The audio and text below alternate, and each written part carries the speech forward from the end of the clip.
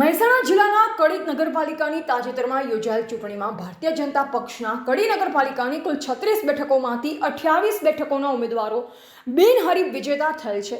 નગરપાલિકાના પ્રમુખ, ઉપપ્રમુખ અને કારોબારી ચેરમેનની યોજાયેલ ચૂંટણીમાં ભારતીય જનતા પક્ષના મેન્ડેટ પ્રમાણે નગરપાલિકાના પ્રમુખ તરીકે શ્રી રાજેન્દ્રભાઈ ખોડીદાસ ગજ્જર અને ઉપપ્રમુખ તરીકે શ્રીમતી સ્મિતાબેન હરેશભાઈ પટેલની બિનહરીફ નગરપાલિકા છે.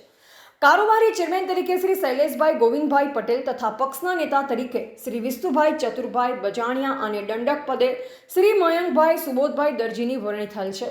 આ ચૂંટણી કાર્યવાહી પ્રાંત અધિકારી શ્રી આશીષભાઈ મિયાત્રા અને ચીફ ઓફિસર શ્રી સિદ્ધાર્થભાઈ પટેલ દ્વારા કરવામાં આવી. શહેરના અગ્રણીઓ અને પક્ષના હોદ્દેદારોએ બિનહરીફ ચૂંટાયેલ સર્વ હોદ્દેદારોનું સ્વાગત કરી અભિનંદન પાઠવ્યા હતા. Reporter Hanif Javed, MD news Gujarati, Mehsana.